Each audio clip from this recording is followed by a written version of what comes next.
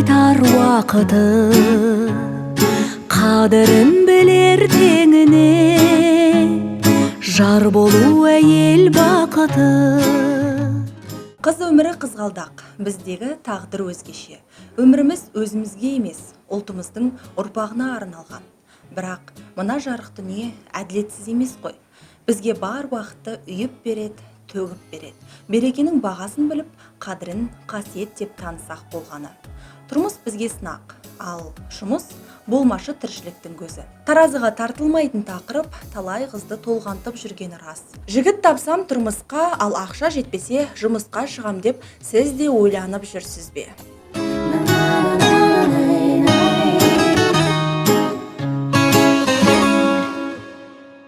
Сәлеметсіздер ме, менің тұрақты көрермендерім және қыз келіншектер. Бүгін сіздерге арналған және көбінше қыздардың арасында кеңінен талқыланатын бір тақырыпты қозғап көрмекпін. Әрине, оған бір үлкен тәжірибе және арнайы бір мүмкін білім, болмаса өмірлік мысалдар қажет шығар. Ол отбасы немесе карьера.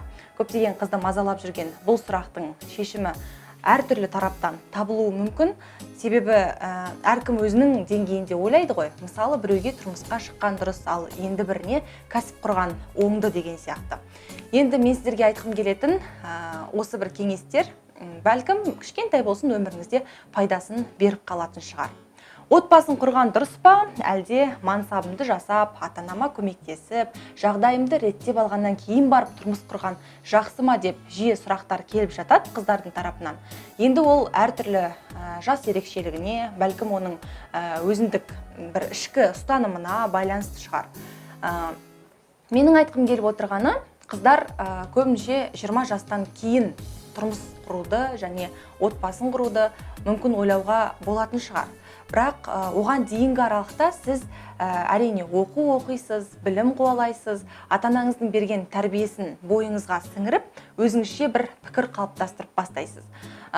Негізі енді отбасын құрыңыздар, тұрмысқа шығыңыздар, сол дұрыс баланы өмірге келіп, үйде отырыңыз деп айтайын десем, ол тараптан менде мүлде тәжірибе жоқ. Яғни мен ондай өмірді, яғни тұрмыстағы өмірді көрмегендіктен қазір қате бір пікірлер айтып қалатын шығармын.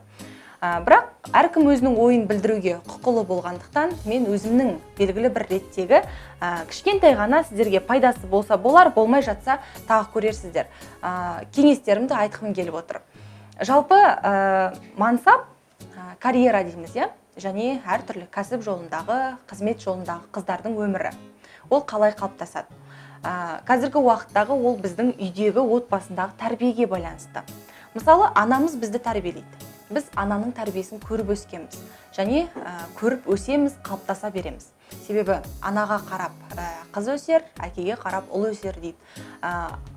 Анаға қарап қыз қандай қасиеттерді бойына қондыру керек және қандай отбасылық өмірді қалыптастыру керек. Бұның барлығы бізде енді шағын ғана бір мемлекет отбасы деп айтамыз ғой, сода қалыптасып келе жатыр, Ал анамыз бізге қандай тәрбие және қандай бағыттағы жолды сілтейді, біз соны бойымызға қондырады екенбіз. Мысалы, анаң кішкентай уақыттан бастап тұрмысқа шығу туралы әңгіме айтып, кейін келін болатыныңды насихаттап, ана болатыныңды, аяулы жар болатыныңды үнемі айтып отыратын болса, онда қыз бала тұрмысқа асығып жүреді.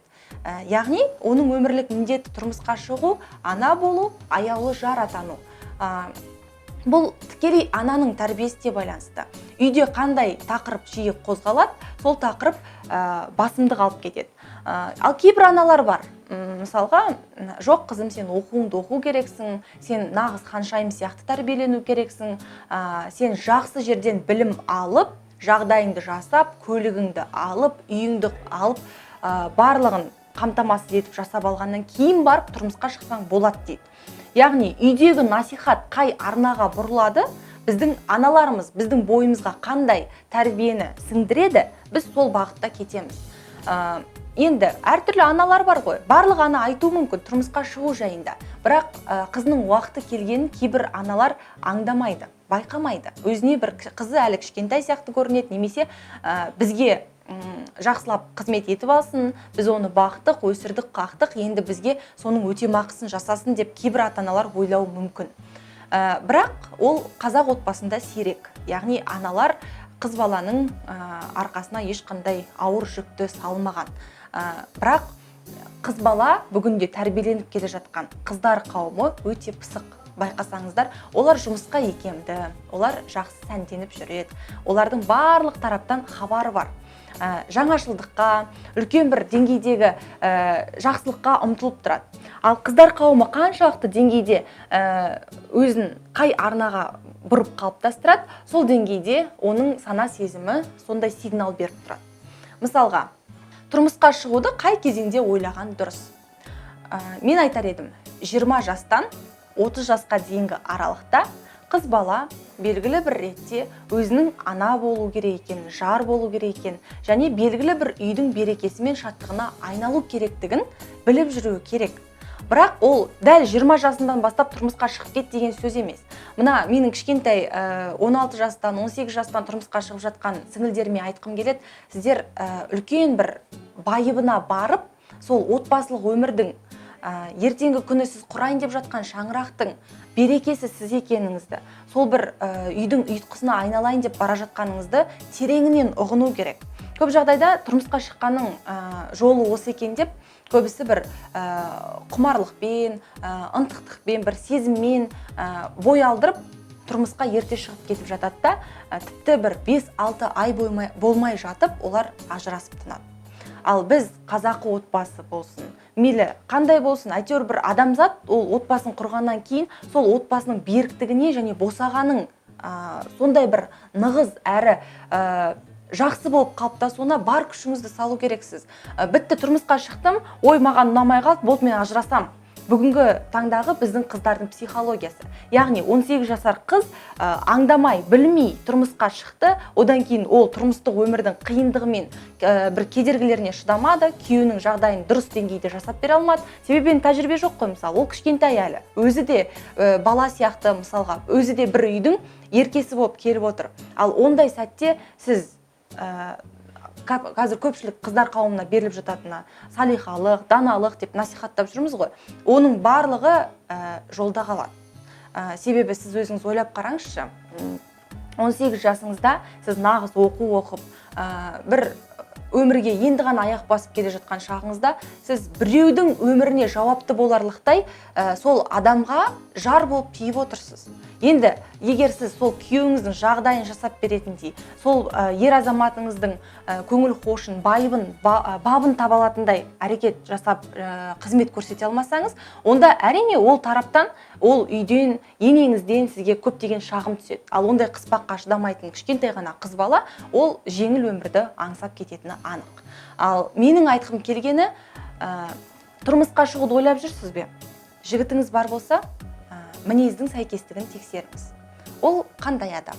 Оның отбасы қандай? Сіздің жағдайыңызға қаншалықты сәйкес келеді? Сіздің көңіл қалауыңызды, сіздің өміріңізді қаншалықты деңгейде өзгерте алады?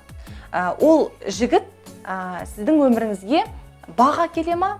Бақыт сыйлай ала ма сізге? Және қай деңгейде ол екеуіңіз бір-біріңізбен сәйкес келесіздер?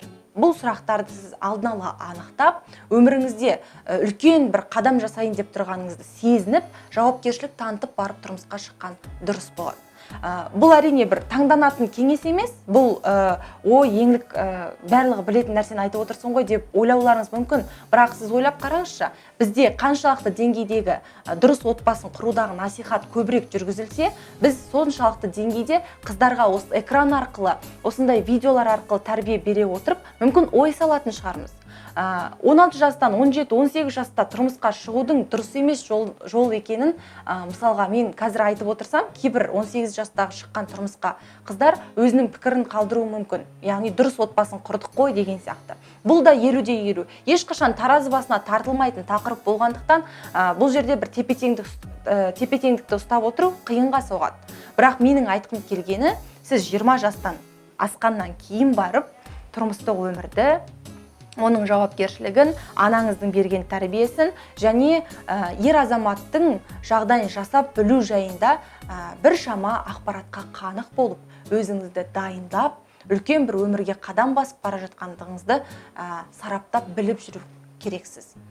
Ал мансап жолына келетін болсақ, егер сізге дәл қазір тұрмысқа шығайық деген жігіт болмаса, не болмаса өзіңіз кішкене бір асығыстық танытпайтын, бір отбасылық өмірге дайын емес сияқты сезім іштей болатын болса, енді айтады ғой, Алла тағаладан бұйрық келеді, бұйрық келген уақытта ештеңеге қарамайды. Ол біздің жоспарда жоқ болсын, бар болсын, ол біздің қолымыздағы, біздің құзыретіміздегі жағдай емес деп. Әрине оған толықтай келісеміз, бірақ та сіз қаншалықты дайын болып, отбасылық өмірді, жауапкершілікті сезінген уақытта сіздің отбасыңыз берекелі болады. Және сіз оны ешқашан кез келген уақытта тастап кете салатындай бір оңай дүние деп қарамайсыз. Ал енді отбасыға байланысты ой түсінікті болса, мына мансап жолындағы қыздарға айтатыным, дұрыс жағдайды жасау керек, білім оқу керек. Оқуды да барлығын біліп, өзіңіздің деңгейіңіздегі заманауи тұлға болып қалыптасу, ол бүгінгі таңдағы әрбір қыз баланың да, жігіттің де міндеті. Яғни сіз заманға төселіп, заманға бейімделіп жүріп қалыптасу керексіз. Өйткені заманың түлкі болса, тазы болып шал дейді.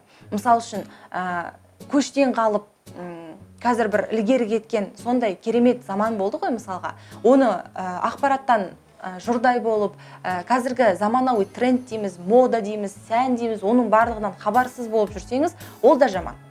Қаншалықты деңгейде сіз өзіңізді қалыптастырасыз, мысалы отбасылық өмірге өзіңізді дайындап жүрсеңіз, сондай деңгейде қатар алып жүруге болады. Бізде мынандай бір түсінік бар да, тұрмысқа шығып кетсем, мансабым қалып қояды. Өйткені менің ер азаматым маған жұмыс жасатпауы мүмкін, болмаса менің мамандығым қалып кетеді, дипломым күйіп кетеді, осы кәсіп жолында мен еркіндік таныта алмаймын деп. Жоқ, сіз тұрмысқа шықпас бұрын өзіңіздің ер азаматыңыз тапқаннан кейін онымен бірге ақылдаспайсыз ба? Немесе содан кеңес сұраңыз, мен қалай жасасам болады жұмысты, ары қарай осы істі жалғастырған дұрыс па? Сіз маған рұқсат бересіз ба жұмыс жасауға? Әлде мені тұтастай өзіңіз қамтамасыз етесіз ба деп басын ашып алу керек. Бірақ мен сіздерге айтатыным, егер дұрыс ер азамат болса, сізді шын жақсы көретін болса, ол адам сіздің сүйікті ісіңізбен айналысуыңызға ешқашан кедергі болмайды. Яғни баланы қара, үйдің тірлігін жаса, ата-енеңе қызмет ет, қонақ күт, сондай бір келіндік қызметтерді насихаттап отыру мүмкін, бірақ сонымен қатар барлығына үлгеретін қыз бала, барлығына үлгеретін қыз, ол қолынан келгенін бәрін жасай алады. Мысалы, мен айтатын едім, тұрмысқа шықтың екен деп, кітап оқымай, ешқандай бір ақпаратты зерттемей, ағылшын тілін үйренбей, өзіңіздің ұнатып жүрген бұрынғы ісіңіздің бәрін тастап кету деген ол үлкен ақымақтық. Мен бүйтіп кеттім, сөйтіп кеттім дейді. Мәссаған, тұрмысқа шыққан кейбір қыздардан сұрайсың, мәссаған не болып кеткенсің? Қазір не істеп жатсың десең, ой, сол ғой біздікі бала, ой, түкке де үлгермейсің, таң атса кеш батады, кеш батса таң атады деп. Ол қыздың өзіне байланысты, ол әйел адамның тікелей өзіне байланысты. Мысалы, таңертең ерте тұрдыңыз, балаңызды да қараңыз, күйеуіңіз жұмысқа шығарып тастаңыз. Одан кейінгі аралықта үлгерудің барлық жолын қарастырыңыз, жоспарды құрыңыз. Сіздің үлгермей жүруіңіз, ол бұрын тұрмысқа шықпай жатып та, сіз көп нәрсеге үлгермейтінсіз демек. Ал мысалға, жұмысын істеп жүріп, бір емес, бірнеше жұмысты қатар алып жүретін қыз бала, ол ертең тұрмысқа шыққан кезде баланы сылтау етпейді.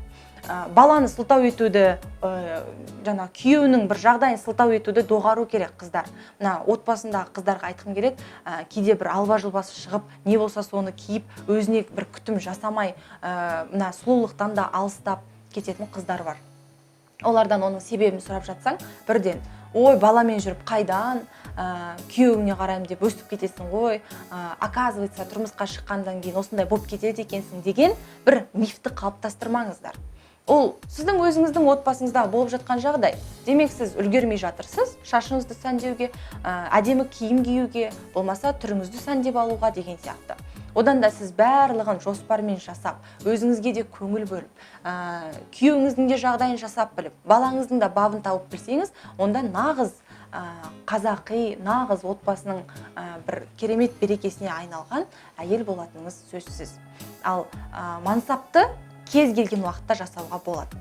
Тұрмысқа кез келген уақытта шығуға болмайтын шығар, ал мансапты кез келген уақытта жасай аласыз.